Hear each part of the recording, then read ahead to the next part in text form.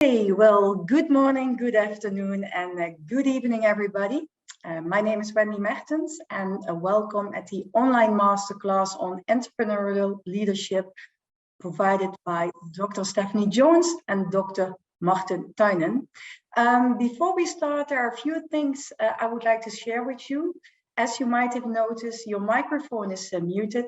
Please keep it muted during the whole session. This way we can avoid any background noise. If you have a question, please use the Q&A functionality. Dr. Stephanie Jones and Dr. Martin Tynan will try to answer your question directly at the end of the webinar during the Q&A session. And furthermore, this online masterclass will be recorded, so you will receive the recording plus the slides at the end of the webinar. And now I would like to hand over to Dr. Stephanie and Dr. Martin. Hi, everybody. Welcome. Thank you very much for joining our webinar, and we hope you find it interesting and useful. And just like to introduce myself briefly. I think I'm known to some of you already. I can see some familiar names in the chat already, welcoming and saying hello. And I'm a professor at Maastricht School of Management and focused on organizational behavior, teaching leadership and change management and managing cultural diversity. And have been traveling all over the world, teaching different outreach programs for MSM and of course classes in Maastricht. We've been on Zoom recently, but there hasn't been any reduction in our level of activity with lots of classes going on. And I'm very happy to share with you my work with my former doctoral student and now a colleague and friend about our latest book. So please feel free to ask any questions you like at the end of the session. So over to Martin. Thank you, Stephanie, and thank you first of all to MSM for sort of hosting this webinar. Very much looking forward to this. So Stephanie said sort of what we want to do today is talk to you a little bit about sort of our book on entrepreneurial leadership. So a little bit about my own background. I'm originally from Ireland, but I'm currently based in London in the UK. And my background is I come from a very experiential, business-focused background. I've been very lucky in my career. I've worked with a large number of primarily US technology-focused companies. I spent my early career working with Amazon. I've worked for Expedia, and I'm currently working for a Silicon Valley-based artificial intelligence data analytics organization. So a lot of my background really has been helping organizations grow and scale. And so a lot of the motivation behind this has come from my own experience. So I have about 20 years experience within the arena of human resources, working with companies as they try to go from a relatively small company and going into a relatively large company. And a lot of my time in that period has been spent on working with leadership and working with people in that organization and how they develop their own skill sets, their own behaviors, their own capabilities in order to scale organizations. So that's been my experience over the last 20 years. And I've been very lucky. I've lived in the UK, Ireland, Netherlands, Japan, and the US. And I currently, sort of the organization I work for currently, we're in about 30 countries globally as well. So I would like to look at this from a very, very global perspective. So a couple of years ago then, I was very, very lucky to be accepted into the doctoral program, the DBA program within Maastricht School of Management. And that started in 2015. And one of the motivations behind that was I had this experience in the practitioner business world. And I really wanted to marry that with some research. I had these perspectives, I had these opinions, I had these ways of thinking. And I really wanted to work and see how I could sort of get more robust and get research about my own perspectives on this. So I was very lucky to go through that doctoral program. And I was very lucky to meet Stephanie, Dr. Stephanie Jones, on that journey as well. And she was my doctoral thesis through that program. And so the sort of at the end of that, then sort of where we've come with this is really trying to marry both my personal experiences in the world that I have, but also this research that we've done with a lot of entrepreneurial leaders through my doctoral journey with MSN, but also in the book that we've written over the last period of time as well. And why does this matter? I'm fascinated with how organizations go from that one person in their bedroom to being a multi-billion-dollar organization. Right now, there are about 964 unicorns. What a unicorn is, if you've never come across the term before, but you probably have, is a unicorn is a private company that's valued at more than $1 billion. So that is 964 of those globally as well. And not all of those will even succeed to the next level, but all of those companies have come from one person or a number of people with an idea about a product or about a service, and how do they grow and scale that. So obviously there's a number of facets in terms of taking an organization from an idea, from a product, from a service into a much larger organization. And what I've really been focused on is that what's this leadership capability? What's the people aspect of this that helps to grow and develop? And the reason why it's probably an important question is that when investors look to put money into an idea, put money into a startup organization, they place around 30% of the weighting of the decision on this leadership quality, this leadership capability. Right? In Silicon Valley parlance, they have a saying that do we bet on the horse? Do we bet on the product or the service? Or do we bet on the jockey? Do we bet on the leadership team or the people? And often it's more focused on the people aspect of things. And generally speaking, there's a sense that an average or mediocre product or service that is executed well by a really great leadership team has a much better chance of being successful than a really good product or service that is executed by the mediocre leadership team. So again, this leadership aspect is really, really important. So as we think about that then, how do we sort of think about a possible framework about what does this actually mean in practice? We hear a lot about leadership, we hear a lot about entrepreneurial leadership. And so Stephanie and I, in our research, in my experience, we come across this concept of the entrepreneurial leadership muscle. What's this capability? What's this skill set? What's this muscle that can be developed? And how can we take it further? So a lot of this was the genesis of our book, the genesis of my research with MSN. And so that's really why sort of we wanted to talk with you today. I'm going to hand back to Stephanie now, who'll take a little bit through the journey that we've been on over the last couple of years. Okay, thanks, Martin. And this is basically a picture of the cover of Martin's DBA thesis. And you know, many of you listening and to the webinar have thought about, or perhaps have done already, a DBA with MSN, and it's produced as a booklet, and it's like a published book. Now, this is a very different piece of work from a book which is widely available by a commercial publisher. So this was quite a seriously researched tome. You know, it looked at a large number of interviewees, and we developed a tool that became like a predictive framework, which could be used to test these entrepreneurial leadership competencies and preferences. And this was up to 5-6 years of work. And any of you interested in a doctoral program, this is not to be undertaken lightly, but you know, it has huge benefits for both sides, the supervisor and the supervisee.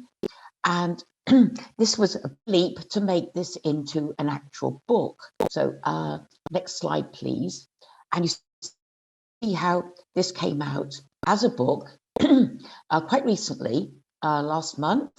And we needed a kind of more sexy theme to make it attractive to the readers. And this was the muscles, the workouts, which are practical tips and hints as to how the readers can actually develop these muscles and become more likely to succeed as entrepreneurial leaders. And next slide, please, Martin.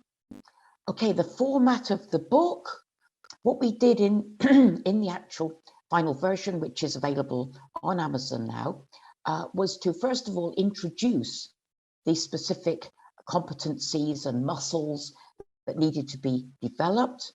And we looked at reflections from a number of entrepreneurial leaders who were at various stages in this journey of developing these muscles. And these came from Martin's original research. And actually, we had a couple of master's students who took the format and the plan and the ideas behind Martin's work and used them for master's theses. And we quote some of their work as well in the final book. So the book had the introduction to each muscle, then some sharing from the people that we interviewed, like voices from practical leaders, and then each chapter has got the kind of workout guide as to how you can build these preferences and these competencies to try to, not guarantee, but to try to ensure a stronger leadership position for your business. Okay, back to you, Martin. Thank you, Stephanie. So again, this comes from that very, very research-driven approach, where Stephanie and I talked to a large number of entrepreneurial leaders about their own journey, their own experiences. It's very, very set in the experience, in the background of people who have founded their own organizations, scaled their own organizations, and grown their organizations. It's very much around the technology focus.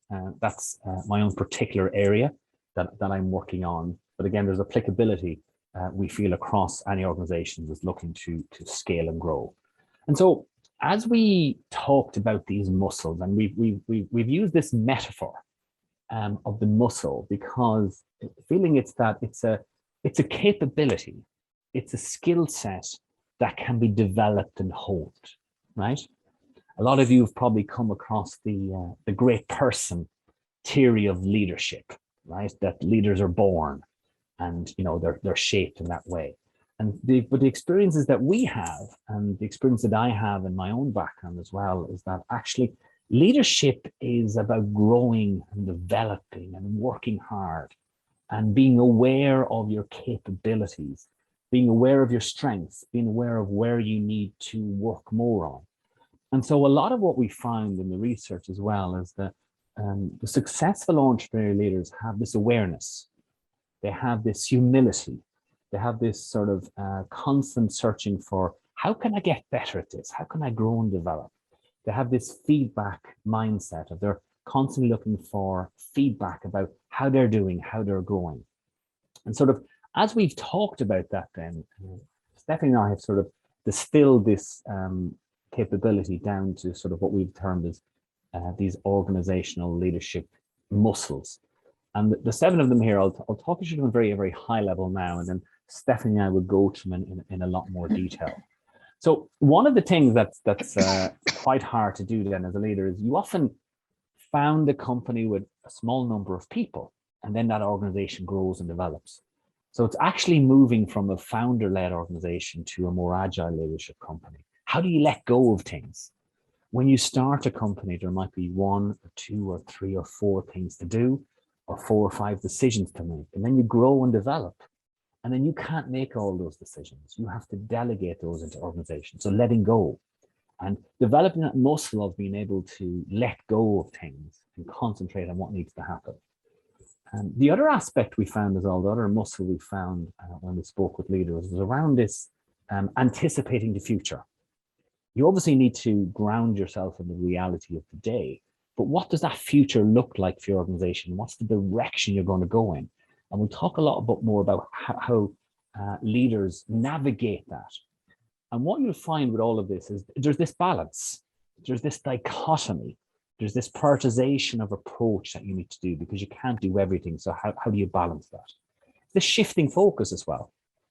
Often leaders, what they do when they found a company is they found it because they've spotted a gap in a product or a service in the market, or they've spotted a customer pain point that they feel they have a product or service to use it with. But that's the external. And then you have to bring it in. And how do you create your organizational? How do you create the organizational engine and operation that will actually bring that product or service to market in a way that will be successful? This whole thing about role definition as well. We'll talk a lot about this in more detail, because often when a company is founded and it's starting off, everybody does everything. Somebody makes the tea, somebody posts the letters, somebody talks to customers. But as you get bigger as an organization, you have to define the roles more. And how do you go about that? And how do you define what those roles are? And particularly at the leadership level, how do you define what those capabilities that you need from a leadership team? Coping with risk. Starting a business, being in business is risky. There's risk in doing things. There's risk in not doing things. But as you grow your company, as you become an entrepreneurial leader, then you are faced with more risks. Risk becomes systemic, and then how do you manage those risks in your organization? This cultural change, and I've seen this in practice myself as we look at organizations, is that as your organization grows and develops, what does the culture of your organization look like as it grows and develops, and how do you manage that cultural change? And then it's this building this growth mindset, this overarching muscle that a growth mindset is really about. The process of not succeeding the first time is actually the process of growing and learning, right? No one can ride a bicycle for the first time, or no one can ski for the first time. You have to fall off the bicycle, you fall off your skis, you get back on, and eventually after a period of time, you can ski, you can cycle. But that whole process of not succeeding is actually the process of how you will succeed in the longer term. So now that we've talked a little bit about the very high level, Stephanie and I will take you through those 7 entrepreneurial muscles. Stephanie, I'll hand back to you. Okay, thanks, Martin. Now, the first workout is all about letting go of being obsessed with personal autonomy and controlling everything. And many entrepreneurs have left the corporate zone where they got fed up of being told what to do by other people. So they like autonomy. And they like having their own business. But after a while, they realize they can't do everything on their own. And developing a strong team is an essential ingredient in success of that startup business and will help it to reach the next level. So they need to realize about the importance of delegation and bringing in team partners and other colleagues who have strengths where they don't.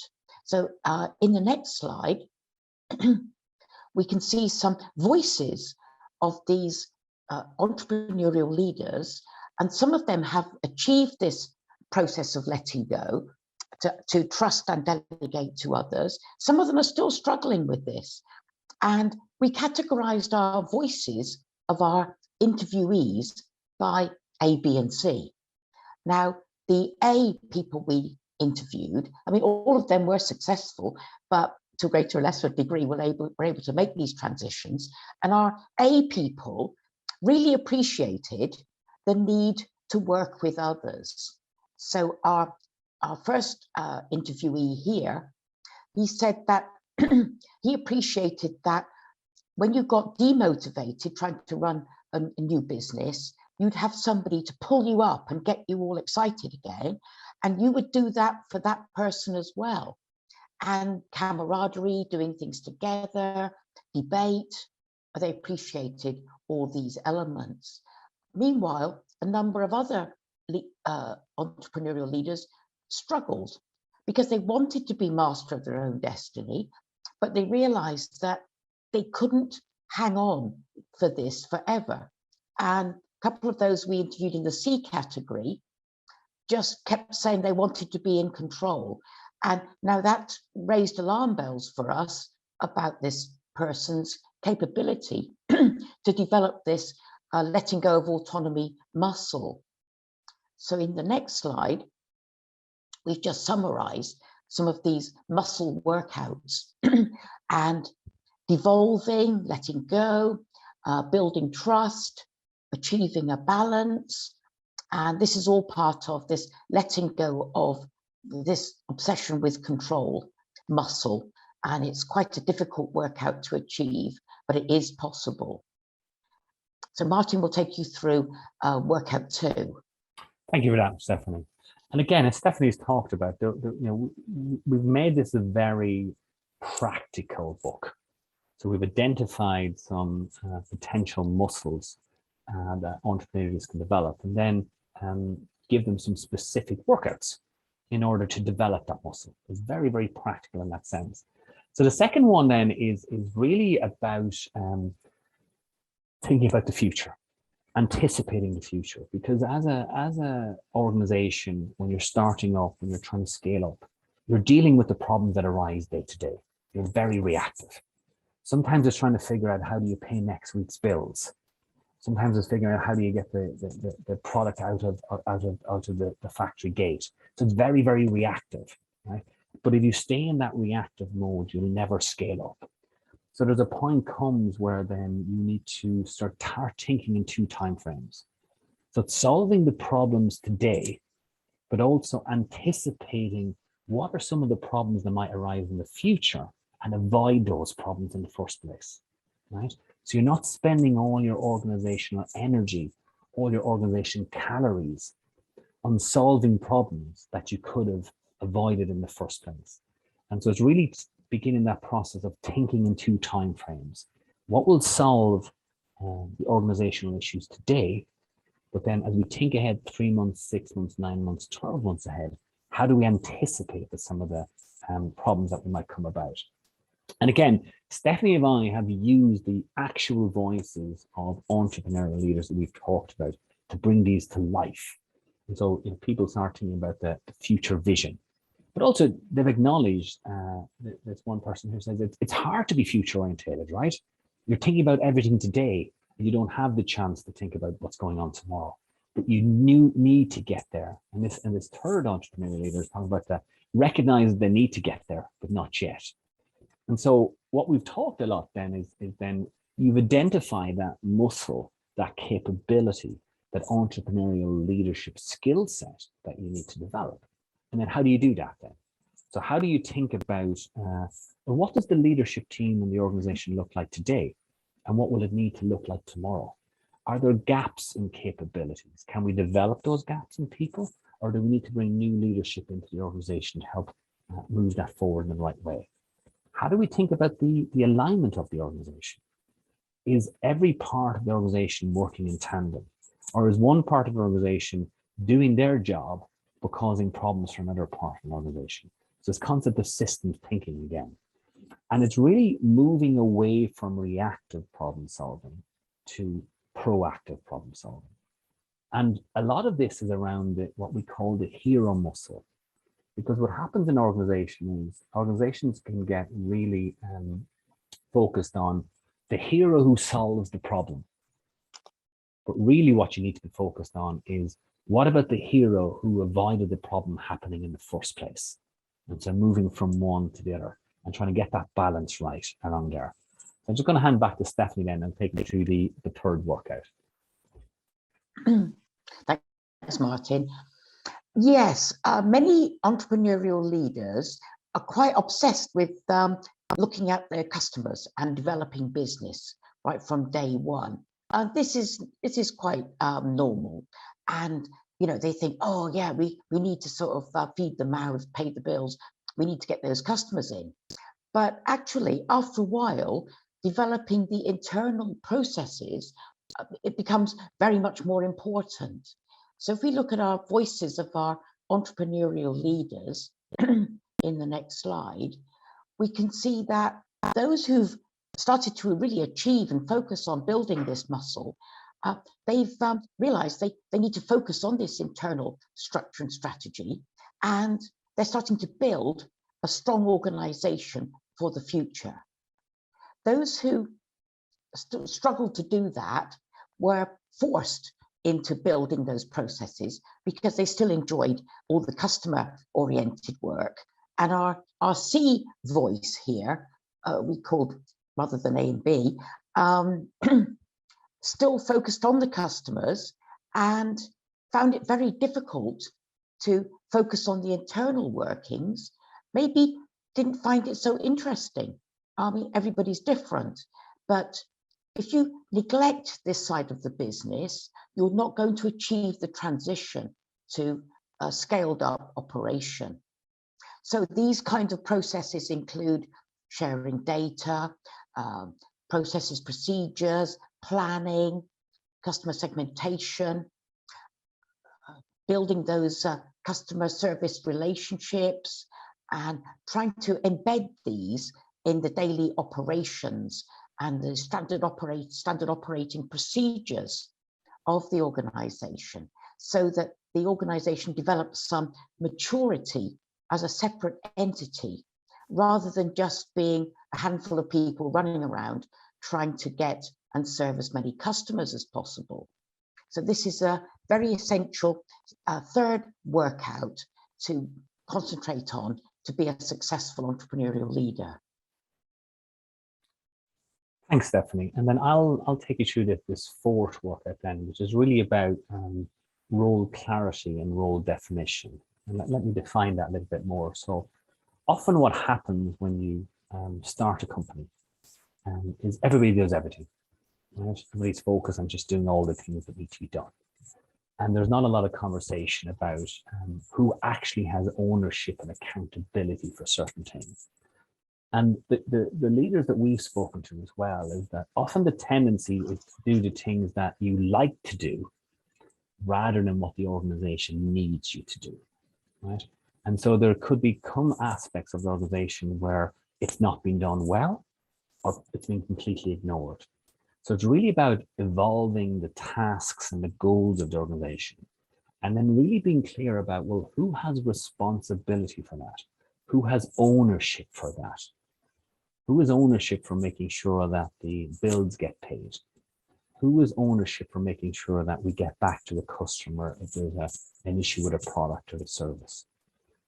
Who has ownership for making sure that the taxes are paid? So just being very, very clear on that clarity of role and role definition. And because as the organization gets bigger, there's more complexity in the organization. So you need to define this and be more conscious and thoughtful about this, because otherwise things can just drop between the gaps. And as we talk to the entrepreneurial leaders about this, is that they recognize this themselves, that this is this growth again, it's this muscle growth of how do I try and change my role? How do I try and change my scope? And this one leader said it's gut-wrenching. It's really hard because they want to do this stuff in the organization, but they recognize that actually this is what they need to do. And so it's really hard to do. And then also then, how do you divide up the work and just these challenges of people to do different things in the organization? And being very clear and thoughtful about that.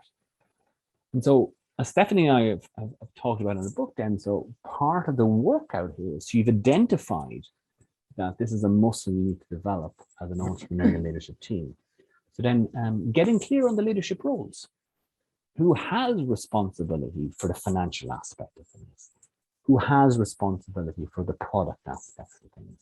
Who has responsibility for the marketing aspect of things? And just being very clear about that. But also then, not just who has the responsibility, who has the capability to do that. Because often as you grow and develop as an organization, you find that there's gaps in your capability. Sometimes you can develop that capability internally, but sometimes you need to bring in additional people to help you that additional muscle, because perhaps you lack that marketing muscle capability. Perhaps you lack that financial muscle capability. And just understanding that and being clear about what success in the role looks like, and being clear about what the critical role is. And there's this concept of future proofing as well, which goes back to anticipating the future. So it's not just about anticipating what you have today, but might you need a capability or a skill in 3 months or 6 months or 12 months from now? And being thoughtful about identifying that and bringing that muscle into the organization, either by developing somebody that's currently in the organization or perhaps bringing someone in externally from the market as well. I'm going to hand back to Stephanie, then we'll take us through the next workout. Well, workout number 5, thanks, Martin. Coping with risk. Now, the risk changes dramatically during the startup to scale up phase. And a successful entrepreneurial leader who can cope with this evolution is able to move with the times of how this perception and the reality of the risk is changing. And it might seem like at first there's just one point of failure, like perhaps a person is hired and they don't work out. That can hit the organization very hard. But as it scales up, that failure of one person may be less, failure of a customer service opportunity may be less, but risk changes all the time. And if we look at the voices of the people we interviewed, then, there were people who were never afraid of taking risks, but they realized they need to take more calculated risks, measurable and manageable risks as their entrepreneurial leadership journey progresses. Now, some of them find this a bit hard to do, and they may find themselves in a situation where about 80% of what they do is very risky, and only 20% are safe projects. Now, this is kind of the 80-20 rule that many of you will have heard of in many of our classes at MSM. And this evolves and changes, and it could be that ultimately you might be more 20% risky and more 80% safe. And many of our entrepreneurial leaders, when they started off, they just didn't really think about risk. They just thought, hey, we need the business. Let's say yes to all the customers. And then we worry later about how to fulfill their requirements. And they'd say things like, screw it, let's do it. And this very upbeat kind of style. Now, that works to a degree, but as the business scales, this kind of gung-ho attitude has to be moderated with a bit more measurement and management. So if we think about the workouts here, then internal and external risk can be quite different. The risk of the people in the organization and the implications of that varies a lot, and the risk of taking on different clients changes.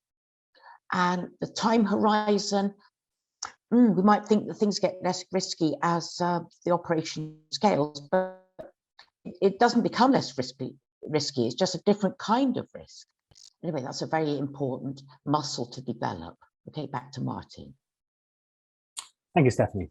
And so the second last muscle that we identified through the research into the book then is managing cultural change from cultural fit to additive. And culture is a very interesting concept in any organization. I think about culture as how we do things around here, how we make decisions, how we think about quality, how we think about the customer, how we think about the market. And so every organization will have a culture. Every organization will have a way of doing things. As you're growing your organization then, your organization will begin to shift and change. And so in my experience, when you're trying to scale a company, when you're trying to grow a company or develop a company, you're actually trying to develop a mindset, grow a mindset and a culture. And so part of what this is making sure then how do you identify, well, how do we do things around here? How do we find people that can come into our organization and that can be culturally additive to what we do in the organization? And how do we absorb new cultures in the organization as well? And it's making sure then that we move from cultural fit to cultural additive. And what that means is that people bring different perspectives, different ways of doing things in the organization. And there's a huge element of diversity, equity, and inclusion in this as well. I come from a background where I'm a privileged white male, right? And that I need to ensure that the organizations that I work with, the organizations we work with, reflect the diversity of the society in which we live in, and don't reflect my personal background. And this is a huge part of growing an organization, because having this diversity, having this inclusiveness in an organization, it's not just the right thing to do. It actually makes total business sense because you're attempting to market your product, market your service to a broad range of people. So your organization should reflect that. And so how do you have a culture then that is able to adapt, absorb, and be strengthened by different people's perspectives, different ways of doing things, which will ultimately grow and develop your organization? And we talked a lot about this with the leaders as well, because they talked a lot about their culture. And some talk, well, we haven't got a culture yet, but actually they do, because there's always a culture, there's always a way of doing things. So it's really thinking about that and the experiences of that leaders have in an organization. So thinking about what's your culture of decision making, and how do we, are we risky? Are we not risky? Does one person make the decision? Does a number of people make the decision? How do we think of that from a diversity, equity, inclusion perspective?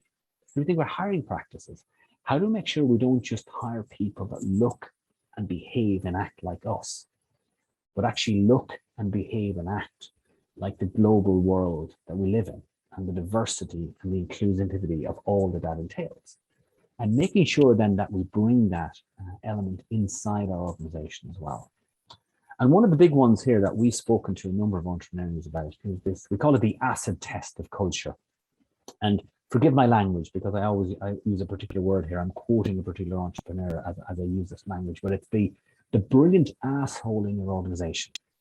And what that person meant by that was that there's somebody who's really, really good at their job, but the way they do their job, how they do their job, has a negative impact upon everybody else in the organization.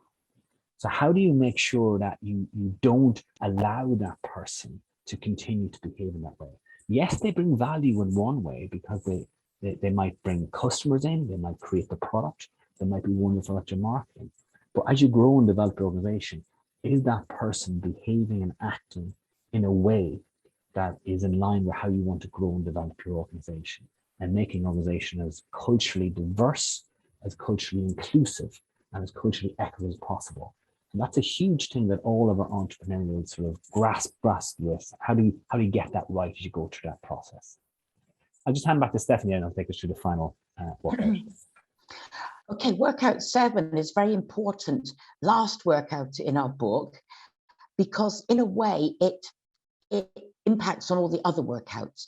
It's all about building a growth mindset, so that if everybody in the organization is thinking about how they can develop and grow, then this is kind of like the crowning glory of all the workouts, because then that means that they'll be constantly going to the gym, exercising, building those muscles for the future of the organization so that it's sustainable. And they'll be constantly adaptive and thinking of new areas to develop their abilities. And finding people with a growth mindset is very important for entrepreneurial leaders building their teams.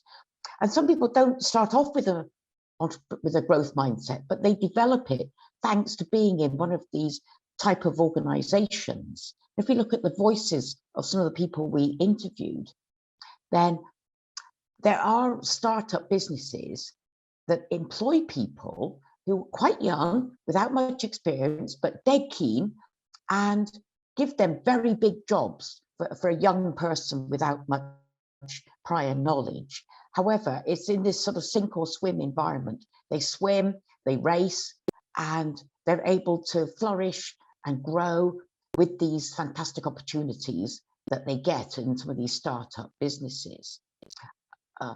Other entrepreneurial leaders struggle a bit. They think it's not easy to manage organizational growth. I'm a bit reluctant to trust people and to bring in the right people. And one of our C interviewees admitted that, it's hard to be brave enough to hire people who are very good, expensive, because perhaps they're more risky, they may not work out. But then these good and smart people will stimulate the rest of the organization to also go for big growth and to have a big picture plan and to go for the stars and keep developing their talent and then we get even more growth overall. So how do we build a growth mindset? Hire the people with this mindset who've always been looking for opportunities to improve themselves and learn new things, who will accept feedback and welcome this and constantly use that to improve. We'll do a post-mortem on any client project or any new internal development. Does it work? We're not trying to criticize anybody or blame anyone. We're just looking for continuous improvement. And how can we monitor how we're doing? And maybe even when we promote somebody, we're not so bureaucratic. We skip levels, we give people opportunities, we share projects so that we have this constant sense of growth. So these are our 7 workouts, and I'll hand back to Martin to explain a little bit how we brought them to life by looking at lots of contemporary examples in our work. Thank you, Stephanie. So yeah, so again, what we really wanted to do this was take this research, but ground it in reality, grounded in how organizations act today. So what we just want to do is spend 2 or 3 minutes very quickly, just identified a couple of organizations as examples. There are numerous examples out there of organizations that sort of have this organizational muscle, this entrepreneurial leadership muscle, and developing it. So I just wanted to identify a couple as we talk through this quickly. So letting go of autonomy, so this stepping back, right? So company we've identified here is called Monzo. Monzo is a UK digital bank, very, very successful sort of startup, disruptor, financial technology organization. And the founder of that organization, actually, over the last 2 years, a man called Tom Bluthwell, he's realized that actually the stress and the pressure, and he's been very open about this, has taken an impact on his mental wellness. And so he stepped back. He's taken a different role in the organization. He realizes for the organization to grow and develop, there's a different skill set. There's a different muscle that needs to be needed there. And there's a lot of humility and a lot of leadership in being able to just step back from the organization and take on a different role.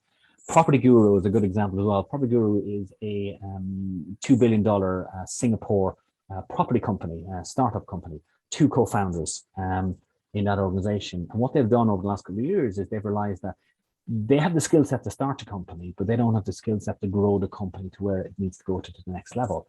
So they've started a process, and they've just completed that process of just finding a new CEO for the company, and they will take on a different role in the organization. So again, recognizing that in order sometimes for your company to grow, you need to let go.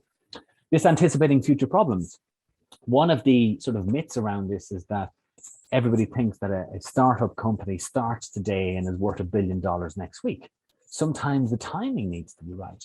ChargePoint is a US-based company that is around the sort of electric mobility, sort of sustainability area. It was founded in 2007. Again, it's becoming one of the biggest US sort of companies in this area. But again, sometimes it takes time and anticipation to understand that this is what might happen in the future. Headspace is another good example. This company was founded in 2010. They just merged with another company in, I think, a $2 billion deal. Headspace is focused on the mental wellness area. And as we all are aware over the last couple of years, particularly with the pandemic, mental wellness and how we cope with the pressures and stress of everyday life, and especially during a pandemic, has really elevated both in our own personal lives, in organizations, but also in society as a whole. And so people sort of anticipating this type of thing. Example 3 then is switching focus from outside your company to inside your company. For Days is a female-founded US company focused on circular fashion. And let me define that a little bit for you. One of the things that's always the negatives thrown at the fashion industry is that it can be very, very unsustainable. There's a lot of waste in that. And so they founded a company then where they have taken that on board. And what you do then is you recycle your fashion, your clothes back through the company. And so they have a zero landfill. So everything is recycled back to the company as well. And there's this circular flow of fashion around that as well. Allowing for role evolution. This is a really interesting one. People are probably very, very well aware of this with Google. Google was founded by 2 people called Larry Page and Sergey Brin. And then as their company grew and scaled, they realized that they didn't necessarily have the capability to be the CEO of an organization of this size, particularly as it went through a sort of from a private to a public company. So they brought on an external CEO in the name of Eric Schmidt, and then he ran the company as the CEO for a number of years. And actually, as it happens, then he stepped out of the company after a number of years, and then one of their co-founders stepped back into that CEO. And as you well know now, the leader of the parent company of Apple now, Sundar Pichai, they've also stepped out as well, Larry and Sergey as well. So again, just this role evolution, recognizing how sometimes you need to change your organization. Coping with risk. The last couple of years through the pandemic has thrown up sort of risks that people didn't even know existed out there. Table 22 was a US-based company which was founded initially as a rental app and a rental technology company for students, primarily in the US, but going across the globe. But again, with the pandemic, that whole business idea just went out the window. They've repositioned, repivoted, refocused their organization, and now they're focused then on the hospitality and the food sector in terms of helping hospitality and restaurants and food sectors help their app get in touch with clients. FarmGirls is a really interesting one. It's a female-founded company based in California, in the US, and they deliver flowers across the US. But all of their flowers, what they wanted to do initially was to have those locally. So they tried to source them locally in the California region. But after a while, they realized they couldn't source them locally, so they had to source them outside of the US, and they went to South America to source those flowers. Then what happened was the pandemic came, and in California, their entire operation of actually growing flowers and sourcing flowers had to stop. But luckily, they had got an external vendor in South America who was able to provide them with that stuff. So again, just recognizing that this is risk, and you've got to think about this all the time. Managing cultural change. Some of you are probably aware about Bolt. Bolt is an Estonian organization focused on the transportation food delivery. Its current valuation is about 8.4, 8.5 billion. And again, they talk a lot about the culture and how they are very deliberate about their culture and how we do things around here as they grow and scale their organization. So very, very interesting to think about that. And the last one then is a company called Bumble. Bumble is a female-orientated dating app founded by this woman called Whitney Hurd. And Whitney's background was she was part of the senior executive team of another dating app called Tinder, which you've probably heard of. But unfortunately then there was some falling out among the executives in the organization. She left that organization, right? So did not succeed, did not necessarily take that organization where she wanted to. So then using that sort of learning experience, that growth experience, she went off then and founded a female-orientated dating app called Bumble. And then that floated on the stock exchange about 18 months ago. And Whitney Hurd now is the youngest self-made woman billionaire in the world. And just, it doesn't necessarily always work the first time. Part of the process is just learning and growing. I'll just hand back to Stephanie then, who will just take us away with some key takeaways here. Okay, thanks, Martin. So what can we get out of this book on workouts, and what can we think about for ourselves for the future? Like, wow, we need to find people we can work with who have the same thinking as us, the same motivation, the same values. We've got to take on the fact that it's a difficult job, trying to build a business from scratch. And we've got to keep inviting and taking on board feedback, which won't always be pleasant, but is very important. Keep learning, keep evolving, appreciate the need for diversity, that we need people who think in different ways to challenge us constantly, and build that growth mindset and build our internal capability just as much as looking for our customers. Think about the processes we need to offer a professional, consistent, sustainable service. Think about tomorrow in the same way as we're thinking about today. So don't just be here and now. Have always at the back of your mind how that's going to help build for the future. There's no one way of doing this. Otherwise, there'll be more successes. Remember, only a tiny fraction of startups actually make it to the big time. It's hard work, but it takes fundamentally the leadership skills, which you can build just like a muscle, just like you do when you go to the gym. So back to you, Martin, if you have anything you'd like to add to that. Thanks, Stephanie. And just to close out, I think the research that we've done and through our book, there's no one way of doing this. It's recognizing that there's different skills, different capabilities, different muscles that you need in order to grow, develop, and scale your organization. And it's recognizing, do you have those in yourself? Do you have those in your team? And then constantly having that conversation with yourself and your organization about whether you have those skill sets. And it's hard work. It's absolutely hard work. So, and it's just making sure you continue that process all the time of growing, and scaling, and thinking about that in that way. With that, then, I think, Wendy, we'll hand back to you. And if there's any questions, more than happy to take questions. But thank you very much. Yes, let's start with the first one. First question from Aoife. What is the best way to gauge people's characters and skills when they do recruitment, whether the candidate fit with the company culture? Sure, why don't I take that one? Yeah. So I think, so one of the things I think is the best predictor of future performance is past behavior. And so one of the ways in which thinking about that is think about what are some of the things that a person has done in their past role, in their past opportunities that you think might fit within your organization, might fit within your context. And I think a lot of the time then is focusing on behaviors and experiences, right? And just understanding that does the way this person work, does the way this person operate, would that be successful in this job, right? And there's a number of ways in which you can do that. And so lots of organizations would use what they call behavioral-based interviewing to have those conversations as well. But I will always put an asterisk beside that, is that making sure then that you allow for your own unconscious bias as you interview people. We're all biased. And just making sure then that you're not just looking for people who just look and act, behave like you do. It's actually, will that person work in this context, but also will they bring something different to that context and add it and grow it? So I think ultimately, I think it's about having a sort of very behavioral based conversation, but also sense checking all the time that you don't necessarily bring bias into that conversation. Stephanie, anything you want to add? I think you mustn't just expect people to have had a very similar background to exactly what you want. You have to keep a very open mind.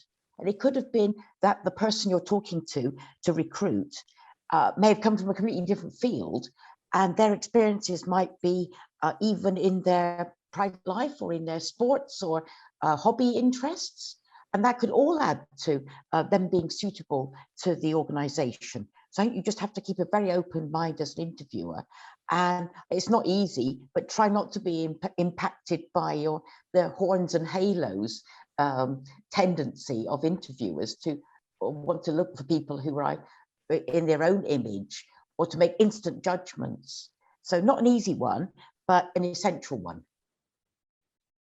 Okay, then we go to the next one from Emma.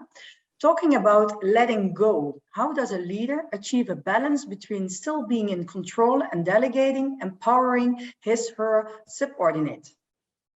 Thank you, Wendy. I'll take that question. This is one of the hardest things for leaders to do. It is really one, and it's also the hardest things for us to do as individuals.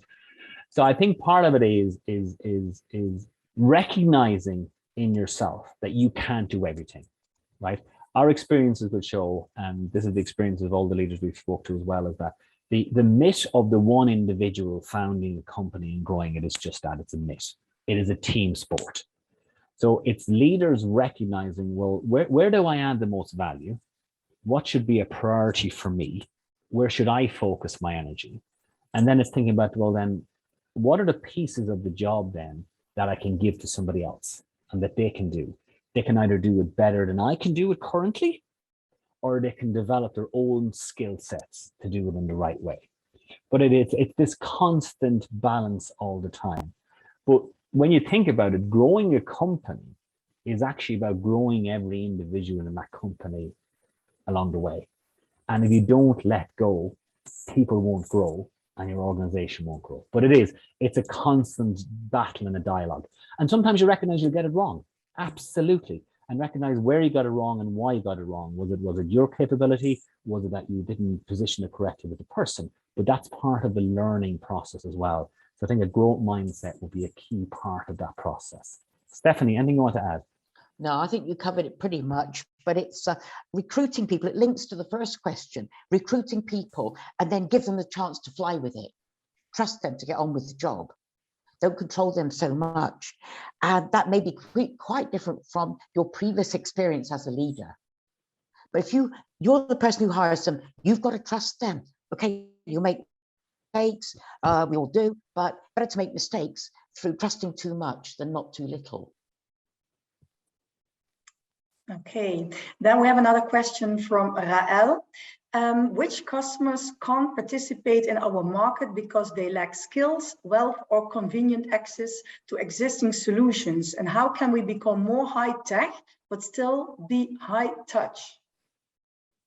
Yeah, let me take that one, Stephanie. I think I've interpreted this way, is that obviously, you know, our research is focused a lot on high technology organizations, and is this particularly relevant to them? And I think first of all it is, but also it's you know, a lot of this is identifying, is there a gap in the market? Is there a gap in terms of a product? Is there a gap in terms of a service? And so, you know, sometimes it doesn't have to be as high touch as you want. Sometimes it doesn't need 5G or 4G capability for technology to work. A good example that I'm aware of from my own experiences is in Africa.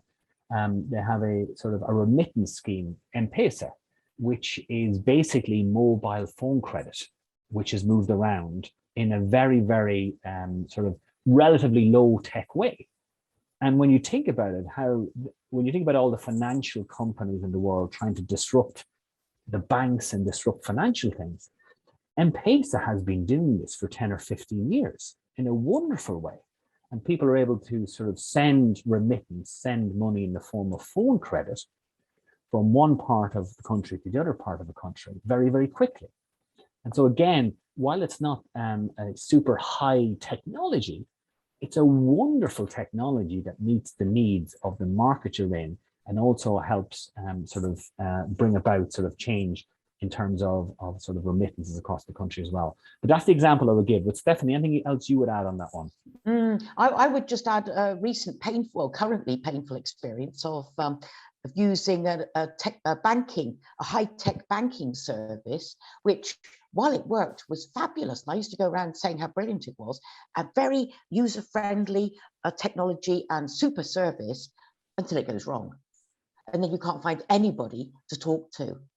And even when you do find someone to talk to, you're not quite sure whether they're a bot or a person, because they haven't got these high touch skills. So I would really take my hat off to an entrepreneurial leader who could set up a brilliantly efficient, high technology based business, which also has a human touch. And I think it's a super question, because that's the big dilemma. Yes. Well, now I have a question for Martin. If it's possible to get a copy of your thesis. That's a question from Zinabu. I don't know. I have one here. I think it actually, there's some copies in the MSM library. I think that's where I hold some copies. But no, the copy itself. But the book is out there. But I think the thesis itself is in the MSM library. My understanding, Wendy. Anyway, I hope so. I have one copy here, but I'm keeping this one for me. I can imagine. We have a question from Jess. In context to entrepreneurial leadership, we let go of autonomy, but how do we control the accountability of the employees? Yeah, sure. I'll take this one. I'm probably speaking from my own personal experience here as well. I think that for me, it's about understanding that the person knows what success in the role looks like. So in other words, they know that if they do X, that's what success looks like, and be very clear about what that looks like, and giving that accountability. But also then making sure you create an environment and a culture around them that they're supported in trying to achieve that in the right way. So for example, if they don't have the skill sets today to do the job, help them to develop those skill sets. If they don't have all the tools to do the job, make sure they have all the tools for the job. So people, I think giving people accountability, but you need to give them the tools and the cultural context to allow them to be successful as well. And this is really where a manager or a leader comes in and having that conversation all the time. And so I think it's about checking in with people all the time. Is, do you understand what success in your job looks like? Do you understand what you need to do to be successful? And is there anything I can do as a manager to help you to be more successful? And by having that constant dialogue, you create that accountability, you create that responsibility. Now, it doesn't just come about by itself. It has to be part of your culture and part of the context in the organization. Stephanie, anything you would add? Yeah, it's just building this whole sense of being an owner. You know, I feel accountable because I feel, you know, I'm an owner of this business. It's my business. And whether that's true or not, if people can feel like that anything that the business doesn't do well, oh, that's really bad for me and I care about that. So in a world of people being disconnected because of the COVID, if we can make people connected and feel a personal investment in responsibility that the business is doing the best it possibly can, I think that's what we have to work hard to achieve. Okay, then we have a question from Dorendra Tapa. Entrepreneurial leadership as owner leadership, managerial leadership, or worker leadership? How to integrate or align on main leads? I'm going to defer to my academic expert, Dr. Stephanie Jones, on this. Can you repeat the question again, please? Yes, Wendy? entrepreneurial owner worker. Yeah. Entrepreneurial leadership as owner leadership, managerial leadership, or worker leadership? How to integrate or align on main lead? Wow. To integrate all of these different elements. Yeah, I think so. That's what she's, I think that's what she meant. Well, this is all part of the culture building muscle, that we don't have a separation of worker and manager. And I've seen this in, you know, old-fashioned, you know, bricks and mortar industries where people don't want to be promoted because they feel that they're crossing this big divide which you can't cross, to suddenly become, you know, a nasty manager rather than a good worker. It's kind of old-fashioned belief, but it still exists, especially in more traditional cultures. And it's really a question of education, training, immersion. I think what I would do if I was involved in consulting to a culture like that would be to break down all those barriers with some very hands-on teamwork training, where people could bond with each other and realize that they all have a common mission to make the business successful, whether they're you know, whichever kind of stakeholder they are, an investor in the business or a manager or a worker, so that basically everybody's sort of you know, thinking about the business in the same way, because everybody will benefit if it's successful. And people don't have different agendas. Well, they may do, but if we could bring it all together so that everybody has a common agenda. Okay, it sounds easier said than done, but some powerful teamwork training, and I've seen it done effectively, can bring everybody into a common mindset to make the business successful. And then all those people will make sacrifices and they'll all get the same reward. I think there's a need to align the reward systems and to not reward some and not others, which I know is a problem in many organizations. So it's systems, training, common rewards, everybody feeling they're in it together. So a lot of transparency of where we're going is needed. I don't know if you could add anything to that, Martin, and if I've interpreted that question I think you've answered well from my side. I have nothing else to add, Stephanie. Thank you for that. Well, there's still a lot of questions. Do you, Martin, Stephanie, do you have time for one or two last questions? Yeah, sure. I have a couple of more minutes. No problem. Yeah. We have a question from Princess Austin. I would like to know how a leader from a different culture or race who newly joined an organization can deal with those employees who are good at their jobs but have difficult personalities that can affect team collaboration. Sorry, it sounds like a very specific question. So I'll do is I'll answer it quite broadly, if that makes sense. So, and again, I'm speaking from my own personal experience here. So I think that, you know, I think what the first step, I think, to culture is understanding and awareness, is understanding where people are coming from, their different backgrounds, their different perspectives, the different ways of doing things.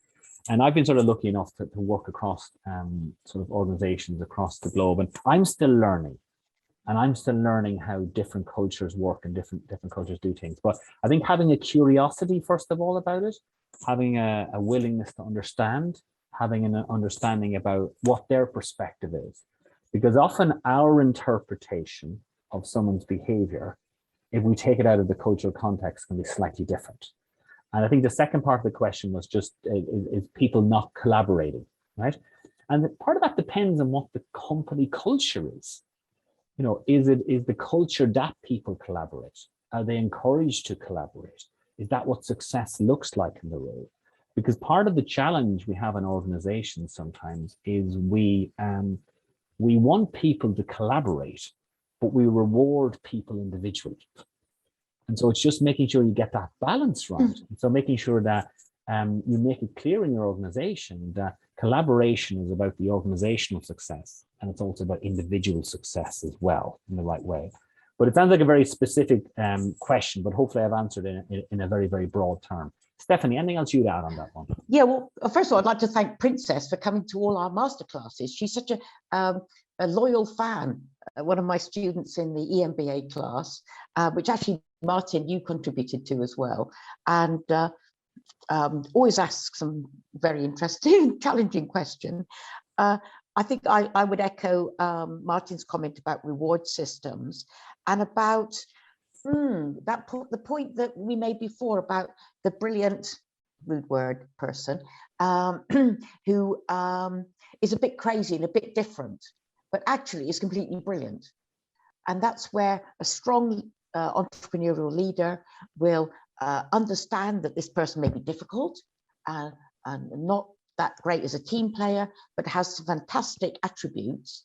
And a successful entrepreneurial leader will bring in these talents without allowing the more destructive, perhaps, side of a personality to do any damage with the rest of the team.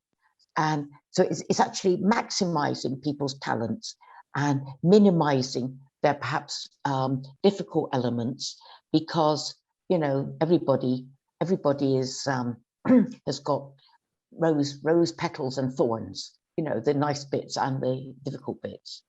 And a good leader will make the best of the rosy bits.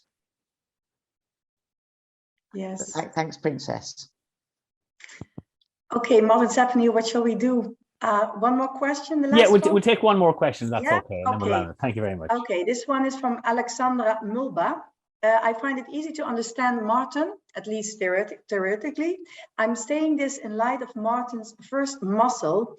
How do we address trust issues when devolving responsibilities? Let's keep in mind that we are talking about entrepreneurs. Okay, so if I'm reading this right, then it's just the idea of trust, right? And I think a lot of the research around organizations that are very, very successful, and Google in particular did a specific project within their organization about what should a manager do? What should the most important thing a manager should do in an organization? And what a lot of the research shows is that a manager's most important job is to create a safe psychological environment, right? And so you can translate that as trust, is to create a trusting environment, right? And the mechanism in which you can do that in a number of different ways. But one of the ways I found from my own experience is that if people feel that you're vested in their success, if your role as a manager or a leader or an entrepreneur is to make that person successful, and they genuinely believe that, and you have that dialogue between you, then you can start that process of building a trusting relationship. Because what a trusting relationship then allows you to do is have very open, honest conversations. Open, honest conversations about what success in the role looks like, about whether you're doing well in the role, about what part of the role you're not doing so well, but how you can improve at it. Because if you want to do it in that way, then you can do it in a way which the person understands that if I'm giving you feedback, if I'm telling you parts of your job that are not going as well as we would like them to go, it's because I want you to be successful. I want to create a safe psychological space. I want to create a trusting environment. And that's certainly my experience around that. So I think fundamentally, as an entrepreneurial leader, as a manager, as an owner, you're creating an environment where people can do their best work, right? And people do their best work when they feel that there's a comfort zone for them to make small mistakes, to learn on the job, etc. Stephanie, anything else you would add on that? No, I think trust is so fundamental. And when I'm teaching the leadership class, the thing I hear again and again is, oh, I have to do all the work myself because I can't trust any of my team. And I think, how can you start trusting? Oh, well, they might make mistakes and then I have to do it. Well, that happens. And I think we can't grow as leaders unless we build the trust. And we can't do all the work ourselves. And that's the hardest first stage of letting go, building that trust, coping with when it goes wrong, which inevitably will, but taking that as a growing opportunity for both sides. The managers grow and the staff members, the team members grow as well. And that has to happen for all its pain and disruption. So that's one of the number one issues that will come up again and again, won't it, Martin? Absolutely, absolutely. So I think, Wendy, we're at time. That's okay. Yes. So great. So if I can just maybe make a closing comment or two. So I want to say thank you very much to MSN. Thank you very much to you, Wendy, for helping us with the masterclass today. And thank everybody for attending. I found it very rewarding and very enjoyable. Really appreciate your questions. And a lot of this is still a learning. I'm in a growth mindset. Stephanie's in a growth mindset. We're still learning and growing ourselves. So all your questions really help us to think about this differently, to grow differently. So I very much appreciate your participation and being with us today. Stephanie, anything else you want to add? Yeah, just that I'd ask Wendy to share with us the chats so that we can spot questions that we haven't answered, and then we'll answer them, and we'll ask Wendy to convey them to the participant to make sure that everybody feels that they had their question answered. Yes. And please, everybody, watch this space, come back to once a month to MSM and join another webinar or masterclass. And, we'd love to see you at MSM, in the Netherlands. And, if you're coming, if you're visiting, drop by, let us know. And we'd be delighted to meet you. Martin may not be there. He might be in London. I might be there. But anyway, we'd love to keep in touch with you and keep coming and keep in touch with MSM. Yes. Thanks. Well, Stephanie and Martin, thank you very much for this interesting masterclass, and for all the participants, thank you for joining. And we hope to welcome you again in one of our next masterclasses. And the next one will take place next month. So keep an eye on the event section on our website. So for now, see you next time. Thank you, everybody.